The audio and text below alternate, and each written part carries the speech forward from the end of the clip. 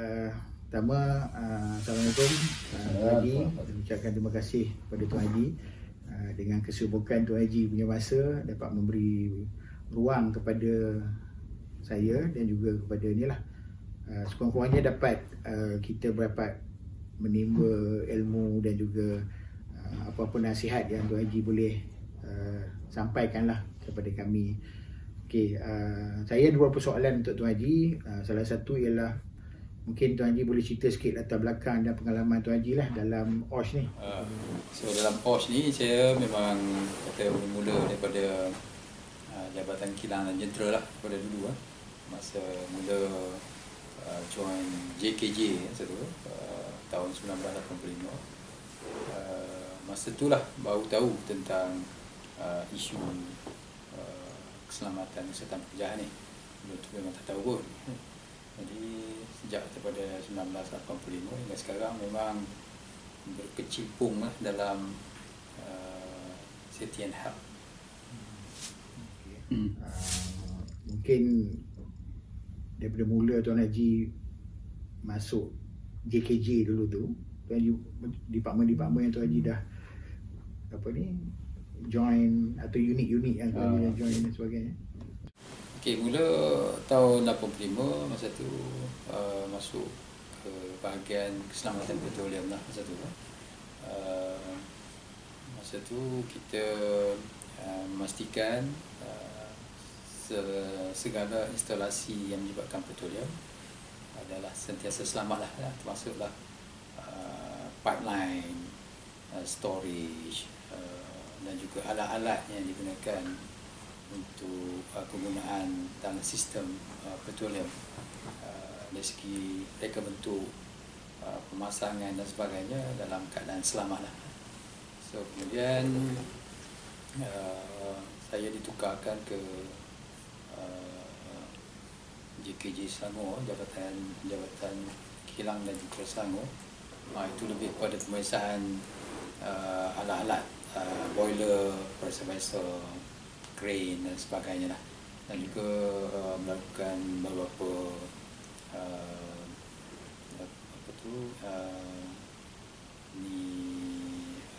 siasatan kemalangan dan sebagainya lah.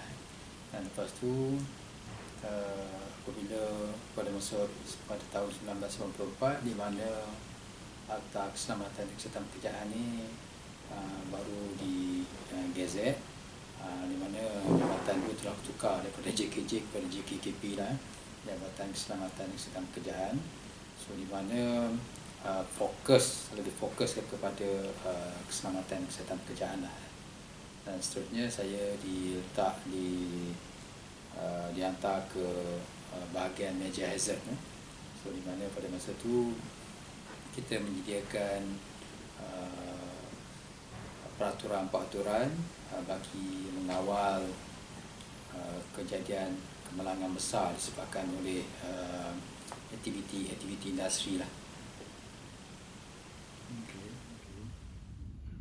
Okey Tuan Haji, sepanjang pengalaman Tuan Haji yang luas dalam bidang OSH ni lah, terutama dalam JKJ lepas tu JKKP, mungkin Tuan Haji ada kenangan atau peristiwa yang manis lah bersama JKP. Boleh cerita sikit tak? Ada tak gitu ingat? So dekat JKP ni tak ada yang manis lah, semuanya kemalangan dan sebagainya lah.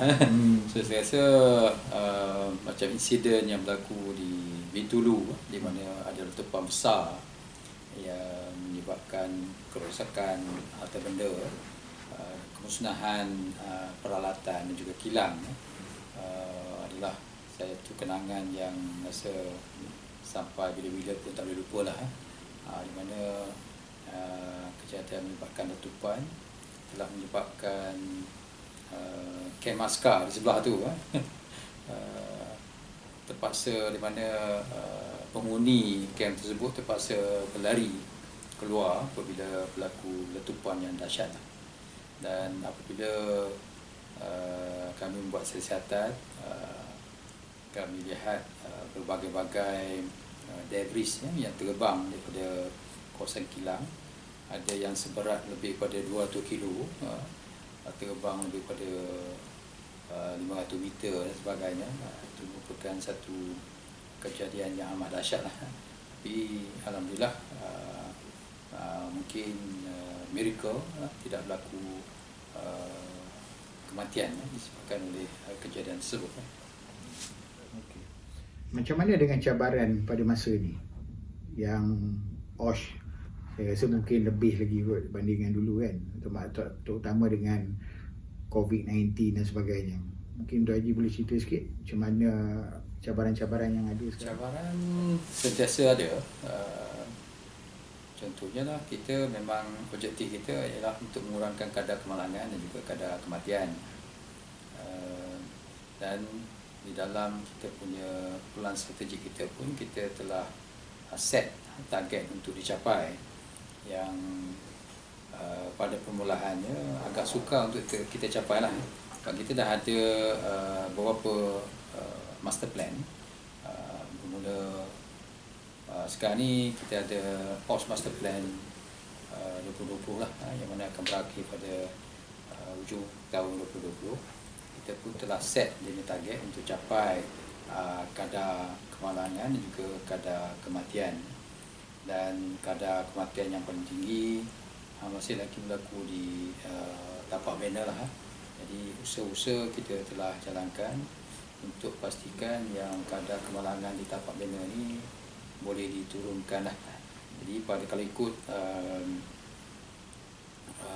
statistik pada tahun 2018, kadar kemalangan secara keseluruhan dan juga kadar kematian kita boleh nampak lah yang kadar tu telah menurun. Tapi pada tahun 2019 kita masih belum dapat lagi. So hopefully dia punya angka tu kalau beza pun tak berapa banyak lah. Dan kita akan teruskan supaya kadar tersebut terus menurun sehingga pada tahap yang sama dengan negara-negara maju lah. Jadi pada masa sekarang ni kadar di Malaysia agak tinggi lah. Jadi usaha-usaha kita telah jalankan, tapi masih lagi mencabar lah. Jadi kita perlu banyak penglibatan daripada pihak majikan, pihak pekerja, pihak practitioner dan juga yang lain-lain lah, untuk sama-sama kita pastikan yang kita boleh menjadikan tempat kerja adalah selamat kepada pekerja dan juga orang lain. Sebagai ketua pengarah JKKP, Tuan Haji memang rapat dengan pengamal-pengamal OSH, daripada pegawai JKKP, safety officer, trainer, konsultan dan sebagainya. Apa nasihat Tuan Haji kepada diorang dari segi sama-sama menangani OSH di Malaysia? Saya rasa kita memang perlu bekerjasama lah dengan OSH practitioner. OSH practitioner ni pengamal-pengamal KKP ni kita menganggap sebagai kawan dan juga ejen kita lah. Ejen untuk membuat perubahan di kalangan masyarakat dan juga di tempat kerja lah. Jadi kerjasama daripada pengamal-pengamal KKP ini amatlah perlu, dan di pihak kerajaan kita pun telah menetapkan seperti yang mana saya maksudkan tadi, dia punya target dan sebagainya untuk dicapai. Tapi tanpa penglibatan daripada pengamal, saya rasa usaha tersebut tidak akan berjaya lah. Jadi pengamal perlu bekerjasama dengan pihak kerajaan dan juga pihak majikan dan juga pekerja. Oleh itu pengamal-pengamal ni mestilah orang kata boleh menjalankan ataupun melaksanakan tanggungjawab untuk promosi, memberi nasihat dan sebagainya. Jadi untuk menjadi orang yang boleh memberi nasihat, pengamal tersebut mestilah dari segi kompetisi mereka tu mestilah orang kata tinggilah. Jadi boleh menasihati pihak majikan dan pekerja, terutamanya dari segi kawalan risiko lah. Kawalan risiko yang terbaik yang perlu dilaksanakan di tempat kerja. Jadi tanpa mengetahui tentang kawalan risiko tersebut, agak sukarlah untuk pengamal memberi nasihat kepada sesiapa yang menghendaki nasihat tersebut. So di samping itu juga kita juga dalam usaha untuk membudayakan budaya kerja selamat ataupun juga kita panggil budaya pencegahan. Sebab budaya pencegahan ni amat pentinglah untuk kita develop dan juga kita amalkan di tempat kerja. Dan macam Malaysia, kita telah pun meratifikasi Convention ILO C187, di mana kita perlu mengadakan satu national policy, dan juga kita perlu mengadakan sistem seperti perundangan, SHO, practitioner dan sebagainya, undang-undang, authority dan sebagainya. Itu perlu ada dalam sistem tersebut. Dan yang seterusnya adalah kita perlu ada strategic plan. Jadi ketiga-tiga ni sebenarnya dah ada. Contohnya macam polisi negara telah pun ada. Dalam polisi itu jelas menunjukkan yang semua pihak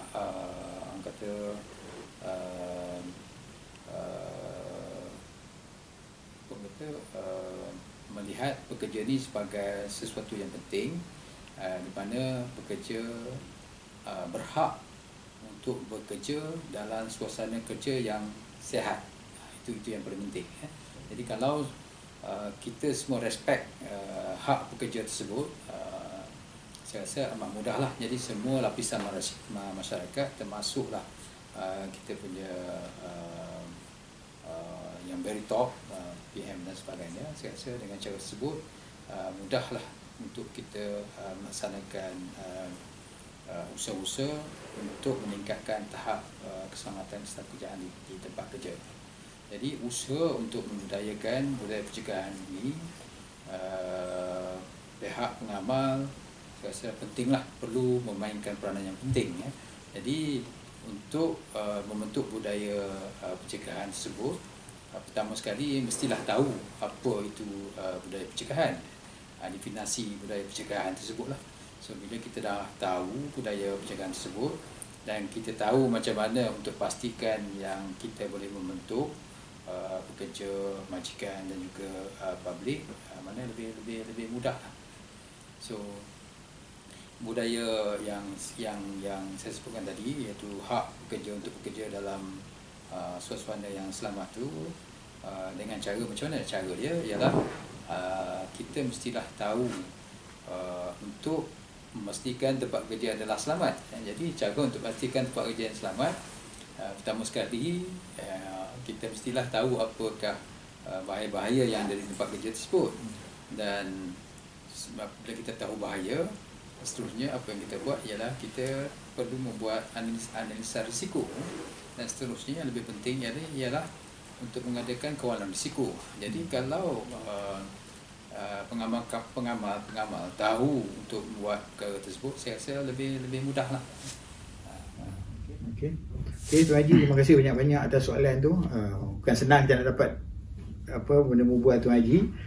Saya ada soalan up close and personal lah. Ini sebab sebagai manusia, Tuan Haji pun dia ada cerita rasa dia sendiri. Jadi kita akan tanya soalan, sebab ini ialah sesi santai bersama Otai. Jadi Tuan Haji kita pilih sebagai orang yang pertama. So saya akan tanya beberapa soalan, kita tengok macam mana Tuan satu jawapan dia. Hitam atau putih? Oh, hitam atau putih. Putih Nasi lemak atau roti canai? Nasi lemak. Nasi lemak. Mi atau bihun? Mi. Cappuccino atau latte? Cappuccino. McD atau KFC? KFC. Golf atau mancing? Dua-dua. Nombor 0 hingga 10, which one is satu number yang Tuan Haji favourite? 8. Okey. Warna kegemaran? Biru. Makanan kegemaran? Mi Bandung. Okey. Your favourite football club kat overseas? Wah, sekarang ni Liverpool lah. So last question, what do you do during your free time? Hobi lah senang juga. Mancing, main golf. Okey, itu saja soalan dari saya. Terima kasih banyak-banyak kepada Tuan Haji. Demikian tadi berakhirnya sesi temu bual santai bersama Tuan Haji Omar Maktiah, Ketua Pengarah JAP Malaysia. Semoga segala kata-kata amanat dan nasihat beliau dapat kita jadikan pedoman untuk kita meneruskan perjuangan kita pada masa akan datang. Sekian saja program santai bersama Otai kita hari ini. Sehingga bertemu lagi bersama personaliti-personaliti lain, insya-Allah. Saya Zariman Zainuddin ingin memohon maaf sekiranya terdapat sebarang kesilapan tutur kata dan sekiranya terdapat kekurangan dari segi kualiti video ini kerana ia hanyalah dibuat oleh video amateur bukan profesional. Sekian saja. Assalamualaikum dan bye semua.